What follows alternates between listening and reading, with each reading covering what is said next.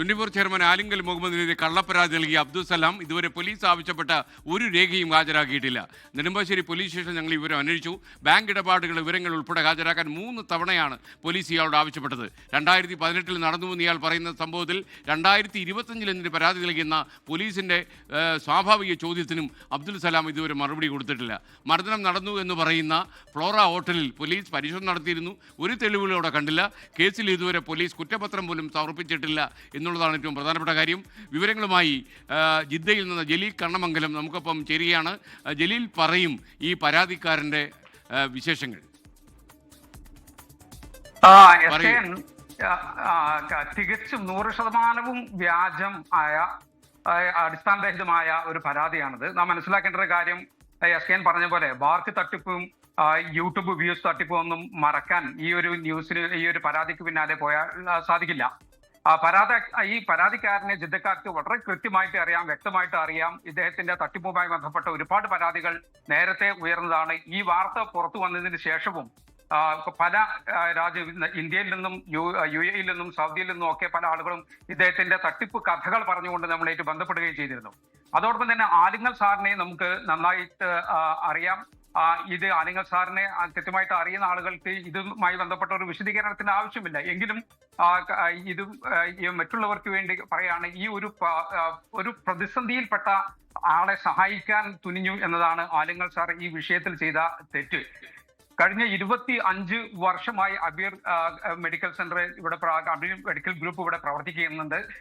പുതിയ ബ്രാഞ്ച് തുറക്കുന്നു. അതോടൊപ്പം തന്നെ നിലവിലുള്ള ബ്രാഞ്ചുകളുടെ നവീകരണം നടത്തിക്കൊണ്ടിരിക്കുന്നത്.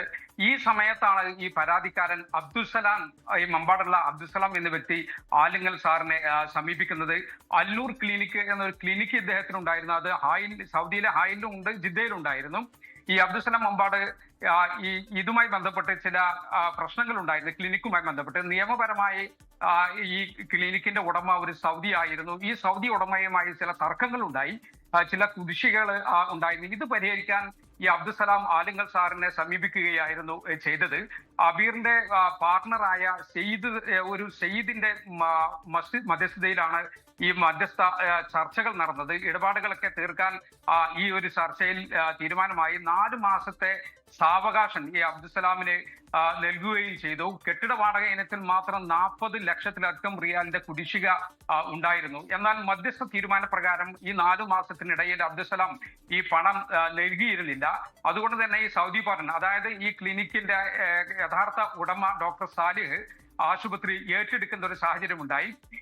ഈ പരിശോധനയിൽ പിന്നീട് നടത്തിയ പരിശോധനയിൽ വ്യാജ ഒപ്പിട്ട് ഈ അബ്ദുസലാം, ഈ പരാതിക്കാരൻ സൗദിയിലെ ബാങ്കിൽ നിന്ന് പണങ്ങളൊക്കെ പിൻവലിച്ചതായും കണ്ടെത്തി. ഇതോടെ ഈ സായിദ് ഉടമ നിയമ നടപടി ആരംഭിച്ചു. അപ്പോൾ ഈ അബ്ദുസലാം സൗദിയിൽ നിന്ന് രാജ്യം വിടുകയായിരുന്നു. ഇന്ത്യയിലേക്ക്, UAE-യിലേക്കും പിന്നീട് ഇന്ത്യയിലേക്കും ഒക്കെ അദ്ദേഹം രക്ഷപ്പെടുകയായിരുന്നു ചെയ്തത്. അബ്ദുസലാം വീണ്ടും നാട്ടിൽ വെച്ച് ഈ പ്രശ്നം പരിഹരിക്കാനുള്ള ചർച്ചകൾ നടത്തി.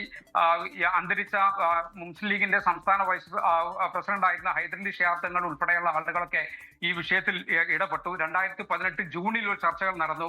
2018 ഓഗസ്റ്റിൽ മലപ്പുറത്ത് നടന്ന ഒരു ചർച്ചയിൽ ഒരു തീരുമാനമുണ്ടായി.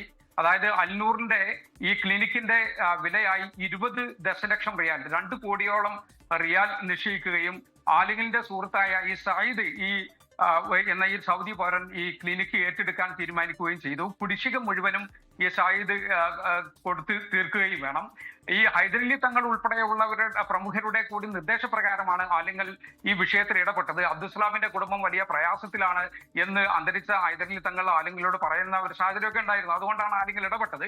അങ്ങനെ 10 ലക്ഷം റിയാലിന്റെ ചെക്ക് അപ്പോൾ തന്നെ ഈ സായിദ് ഡോക്ടർ സാലിഹ് എന്ന ഈ സൗദിക്ക് ഉടമയ്ക്ക് നൽകുകയും ചെയ്തു.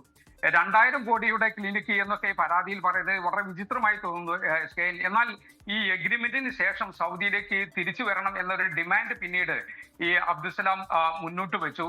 അദ്ദേഹത്തിന്റെ പേരിൽ ക്രിമിനൽ കേസ് സൗദിയിൽ ഉണ്ടായിരുന്നാൽ അത് സാധിക്കുമായിരുന്നില്ല. കോടതിയുമായി ബന്ധപ്പെട്ട കാര്യങ്ങളാണ്, അതുകൊണ്ട് തന്നെ ഇടപെടാൻ സാധിക്കില്ല എന്ന് ആലിംഗൽ സാർ ആ സമയത്ത് അദ്ദേഹത്തോട് പറയുകയും ചെയ്തിരുന്നു. ഇതിനിടയിൽ അന്നൂറിന്റെ നിയമപരമായ അവകാശം ഈ സയ്യിദിന്റെ പേരിലാവുകയും ചെയ്തു.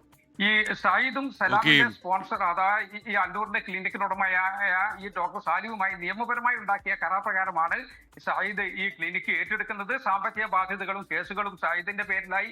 ജീവനക്കാരുടെ ലവി, ശമ്പള കുടിശ്ശിക തുടങ്ങിയവയൊക്കെ ഇത് അടച്ചു തീർക്കുകയും ചെയ്തു.